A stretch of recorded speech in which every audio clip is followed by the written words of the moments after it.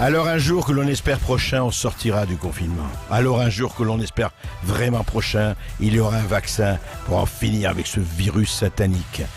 Alors un jour prochain, effectivement, nous contemplerons le paysage qui ne sera peut-être plus déserté, mais du point de vue économique, du point de vue des entreprises, du point de vue du chômage, du point de vue de la fortune, du PIB, de la croissance, où en sera-t-on ?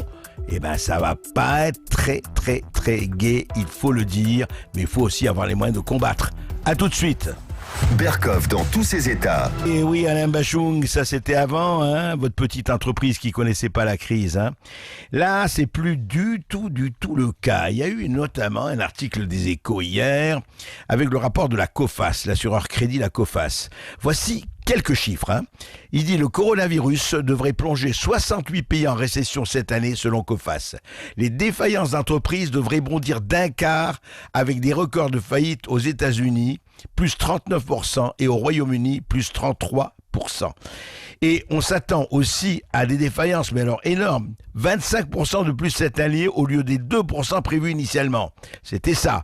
Le recul du PIB. États-Unis, moins 2,9. Chine sauverait la mise en croissance. Oui, la Chine, elle va s'en tirer, l'Inde aussi. Mais nous, alors, Allemagne, moins 6,7%. Espagne, moins 6,8%. France, moins 6,8%. Enfin, la hausse, si les défenses d'entreprises étaient au niveau où le COFAS le dit, eh bien la France, plus 15%, ça ferait 58 000 faillites, au niveau national, ce qui est quand même beaucoup, qui est pratiquement ce qu'il y a eu en 2008, au plus fort de la crise financière. Alors, horizon bouché, horizon terrible, parce qu'on n'en parle pas beaucoup, mais quand même, on voit, quand on est confiné, on ne travaille pas, quand on est confiné, à part le télétravail et compagnie, ce qu'on fait nous, enfin, il y a beaucoup d'entreprises, de PME, qui ne peuvent plus exercer. On sait tout ce qui est fermé aujourd'hui en France. Charles Gave, bonjour. Bonjour. Bonjour, vous êtes économiste et vous êtes président de l'Institut des Libertés, qui d'ailleurs, je vous conseille d'y aller sur l'Institut des Libertés. Il y a beaucoup de vidéos, de conférences et de choses passionnantes, enfin de contenu passionnant. Charles Gave, en fait, est-ce qu'on peut aujourd'hui se dire qu'est-ce qui va vraiment, peut-être pas s'effondrer, mais qu'est-ce qui va bouger au bout de la crise, au bout de ce tunnel ? Mais écoutez, c'est une question extrêmement difficile parce que, comme vous le savez, prévoir l'avenir, c'est extrêmement difficile. Si vous voulez prévoir l'avenir, le socialisme... On vous entend pas, Charles, mettez-vous dans un endroit, oui, parce que ça... Voilà, mettez-vous dans un endroit où vous ne bougez pas. Vous m'entendez oui, ça mieux va mieux, oui, ça va. C'est très bien, Charles Gave, oui. Alors, le plus simple, si vous voulez, prévoir l'avenir, c'est extrêmement difficile. Comme je dis toujours, si quelqu'un pouvait prévoir l'avenir, le socialisme marcherait, on sait tous qu'il ne marche pas. Donc, il faut essayer de faire des analyses à partir de la réalité qu'on connaît déjà. Tout à fait. Oui. Bon, alors on sait déjà qu'il y a un certain nombre de grandes entreprises qui vont faire faillite ou qui sont à la limite de faire faillite. Et l'archétype, c'est grosso modo les lignes aériennes. Bon, à partir du moment où plus personne ne bouge, si vous voulez, les lignes aériennes se retrouvent dans une situation difficile. Et c'est un véritable effondrement de leur trafic. À partir du moment où votre chiffre d'affaires passe à zéro, quasiment, vous êtes mal barré. Quoi. Bien sûr. On peut penser la même chose, si vous voulez, d'un certain nombre d'hôtels, d'un certain nombre de restaurants également, dont le chiffre d'affaires va complètement se ratatiner. Et ça, c'est un phénomène mondial. Oui. Donc, il faut faire bien une grosse différence maintenant entre deux secteurs, si j'ose dire. Vous savez sans doute que 90% des emplois en France sont créés par des entreprises de moins de 10 personnes. Oui, les TPE, les PME, oui. Voilà. Et ces entreprises-là, en France, pour des raisons historiques et des raisons de fiscalité, etc., n'ont, pour ainsi dire, pas de fonds propres. Ou elles en ont très peu. Les fonds propres, c'est quelque chose qui vous sert à amortir les coups durs, en quelque sorte. Ce que je veux dire, c'est que... La trésorerie, comme on dit. La trésorerie, voilà. Moi, j'ai créé des entreprises et je les ai gérées. Si vous voulez, la seule chose que je comprenais dans le fond, c'est combien d'argent rentrait, combien d'argent sortait, quoi. Et puis on faisait la différence. Oui, bien sûr. C'était, on en mettait une partie de côté pour les jours où il y en aurait moins qui rentreraient. Vous voyez ce que je veux dire ? Absolument. Eh bien, ça, c'est, il y a des milliers et des milliers d'entreprises qui ne l'ont pas. Alors, c'est bien de dire du mal du gouvernement, et je ne m'en prive pas, le cas échéant. Mais là, ils ont pris une mesure intelligente qui est de dire le gouvernement garantit des prêts bancaires, chacun va à sa banque et demande un prêt bancaire qui est égal à 25% de son chiffre d'affaires de l'année dernière. Et là-dessus, il y a 0% d'intérêt et c'est garanti, je crois, à 90% par l'État. Donc, quelque part, ça, c'est une mesure qui va permettre d'amortir le choc pour les TPE, les PME, etc., parce que c'est un accès direct au crédit. La banque peut pas dire non, puisque c'est garanti par l'État, etc. Donc, ça, c'est une mesure qui devrait permettre aux plus saines d'entre elles de passer la crise. Vous voyez, donc, ça, c'est pas mal. Ça, c'est une bonne chose, oui. C'est une mesure intelligente, parce que... Mais... Oui. Charles Gave, juste un mot. En préparant cette émission, m'avait dit au téléphone, ceux qui vont quand même beaucoup souffrir, c'est la petite classe moyenne quand même, qui va en prendre, hélas, pour son grade. Plein les dents. Alors, il y a quand même toute une série d'entreprises qui, depuis des années, vivotaient ou vivaient mal.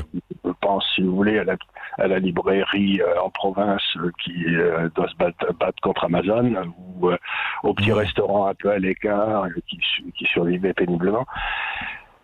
Donc, quelque part, ce dont j'ai peur, c'est assez simple, c'est qu'un certain nombre de gens se disent « à quoi bon ?» Se disent « ça fait des années que je me bagarre, que tout le monde me tape dessus. » Vous savez, l'entrepreneur, c'est quand même un masochiste en France. C'est celui qui prend tous les risques, qui a des coûts absolument certains, qui a des revenus complètement incertains. S'il gagne de l'argent, ça s'appelle le profit. Tout le monde dit que c'est un gros salaud et qu'il traite les autres, que c'est abominable. Et s'il perd de l'argent, tout le monde dit que c'est un gros incapable. Donc, quelque part, on ne peut pas dire que l'entrepreneur, le petit entrepreneur français, soit porté par une estime générale. Donc, il se dit, j'en ai marre, je vais m'arrêter et je vais devenir fonctionnaire comme tout le monde. Oui, sauf qu'il ne peut plus devenir fonctionnaire comme tout le monde, vous le savez. Il est obligé de se bagarrer quand même, l'entrepreneur, aujourd'hui, non? Et personne... Il se bagarre depuis 10 ans, 20 ans, mais si c'est pour avoir, comme je l'ai vu dans des tas de cas, quelque chose de très inférieur et au SMIC, et est-ce qu'il gagnerait s'il ne travaillait pas, si vous voulez, il y a un moment où quand même ça finit par lâcher. Et donc j'ai très peur qu'il y ait cette espèce d'épine dorsale de la France, qui est tous ces gens qui veulent prendre des risques, qui veulent travailler, qui veulent faire de la belle ouvrage, etc., qui d'un seul coup se disent ras-le-bol. Et donc à ce moment-là, on a un véritable effondrement. Et je voudrais dire aux auditeurs quelque chose d'assez simple, c'est que la France est le pays où l'État représente 57% du PIB. Ouais. C'est le niveau de l'État. Les dépenses de l'État. Ouais. C'est le niveau le plus élevé du monde. Donc, si vous faites la valeur ajoutée créée par le secteur privé, qu'on sait mesurer, celle-là, puisque c'est le résultat de transactions volontaires, elle doit représenter 43% du PIB. Ouais. Donc, quelque part, et là, il va falloir que l'auditeur fasse un petit effort, mais par exemple, le tourisme représente 10% du PIB en France. C'est-à-dire 22% du secteur privé. Oui, ce qui est énorme. Ouais. Les transports... Évidemment, s'ils s'effondrent,